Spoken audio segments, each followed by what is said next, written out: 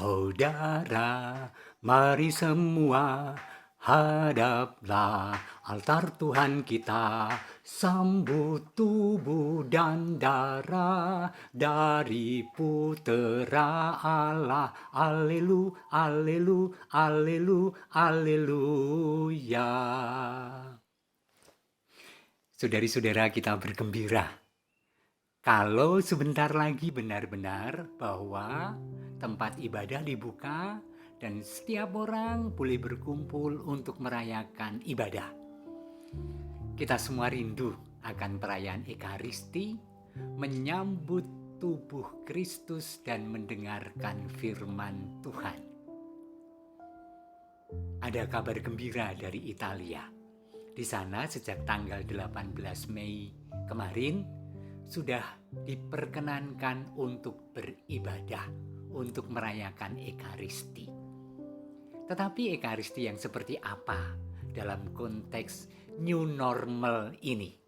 Tentu saja bukan Ekaristi normal seperti dahulu sebelum COVID-19, tetapi perayaan Ekaristi yang mengikuti prosedur atau protokol kesehatan umum dan protokol setempat. Kira-kira kita nanti pun akan seperti itu. Tidak kemudian ketika diperkenankan beribadah, lalu kita brul saking rindunya, terus datang ke gereja, terus merayakan Ekaristi, sebagaimana dulu kita bisa merayakan dengan cara yang seperti itu juga. Sekali lagi, Konferensi Uskup Italia membuat kesepakatan dengan pemerintah atas dasar prosedur atau protokol kesehatan yang baik. Beberapa kesepakatan itu disampaikan oleh Frater Brian dari Italia untuk kita. Kemudian kita bisa merefleksikan dan bisa merencanakan seperti apa kita bisa lakukan di Indonesia. Yang pertama, siapa yang boleh ikut perayaan Ekaristi?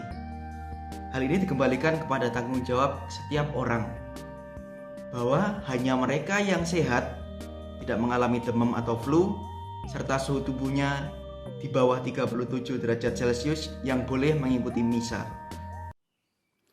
Bahwa hanya yang sehat boleh mengikuti misa, boleh hadir dalam perayaan Ekaristi bersama, wajar.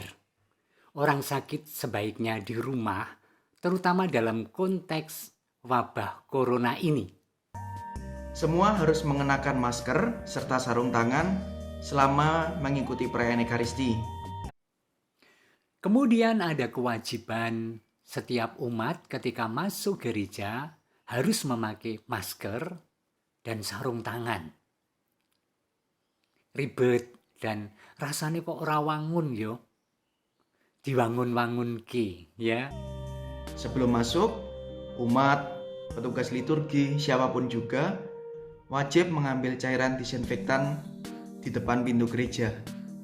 Maka ini juga wajar, walaupun dengan demikian dibutuhkan banyak pengadaan disinfektan.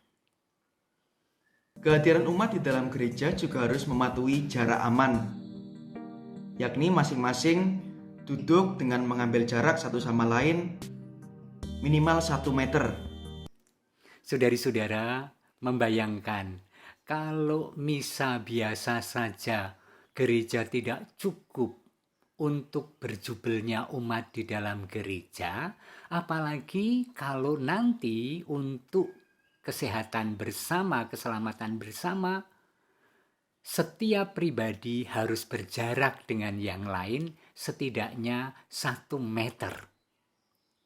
Pasti harus ada rekayasa sedemikian, sehingga memang setiap orang yang ingin untuk merayakan Ekaristi tetap bisa merayakan Ekaristi. Misalnya, frekuensi Ekaristi lebih banyak, walaupun waktunya lebih singkat.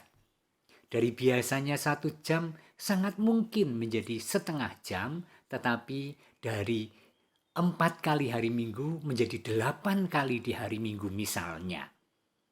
Selama perayaan Ekaristi, umat juga tidak dianjurkan untuk melaksanakan salam damai antar umat. Tentu saja seminimal mungkin bersinggungan dengan umat lain. Salam damai wajar untuk sementara tidak diadakan dengan bersalaman, tetapi cukup menganggukkan kepala. Adanya relawan. Relawan di sini hadir untuk mengecek kondisi dasar keselamatan dan kepatuhan umat. Misalnya mengecek penggunaan masker, sarung tangan.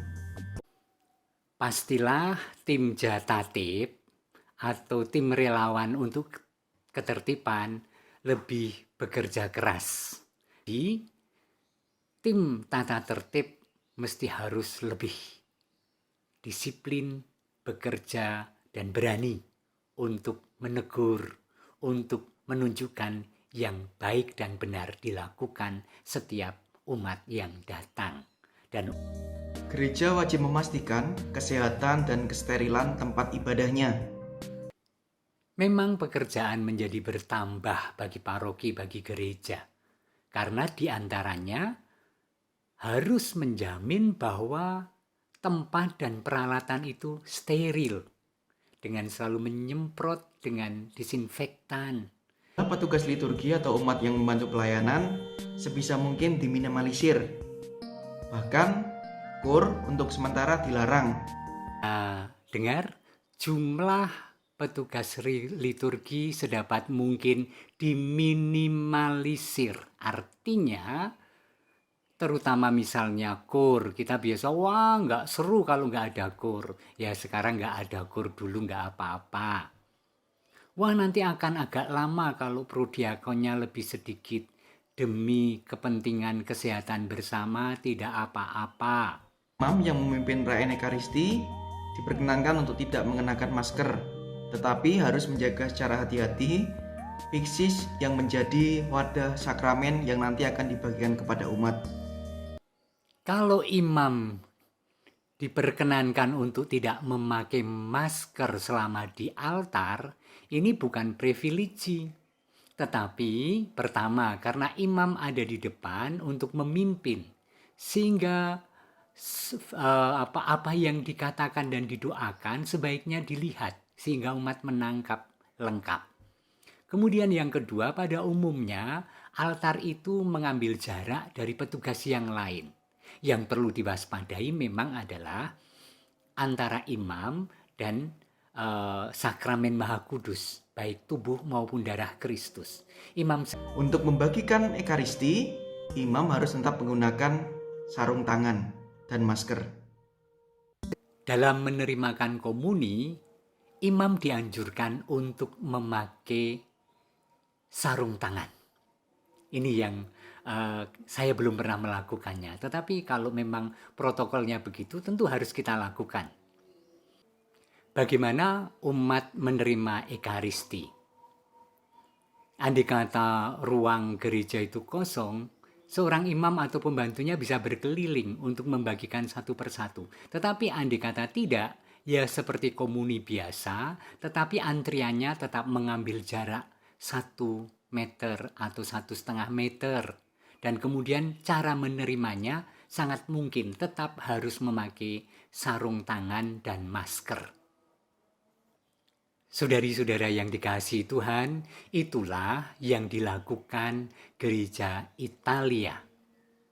Apakah gereja kita akan sama dengan mereka? Belum tentu. Tergantung dari situasi, tergantung new normal yang seperti apa, tergantung aneka refleksi dan kesepakatan oleh para pemegang wewenang gereja dan pemerintahan setempat. Tetapi apapun itu, kita rindu akan Tuhan. Aku rindu akan Tuhan dalam sakramen termulia. Kita semua rindu.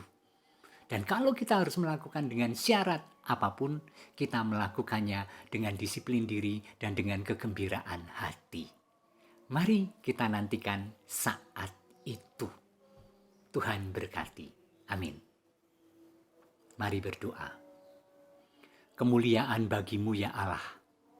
karena Engkau selalu menyapa kami hari demi hari di tengah pandemik ini. Dan Engkau menjaga kami dalam kesehatan, dalam antusiasme hidup, dalam pengharapan. Kami merindukan saat normal. Kami mohon kepadamu semoga ketika saatnya datang untuk boleh beribadat, kami boleh melakukannya dalam kegembiraan hati penuh kerinduan, tetapi dalam kesadaran dan disiplin mengikuti protokol kesehatan yang ditentukan. Demi Kristus Tuhan kami. Tuhan bersamamu. Kita semua diberkati Allah yang Maha Kuasa, Bapa dan Putra dan Roh Kudus. Amin.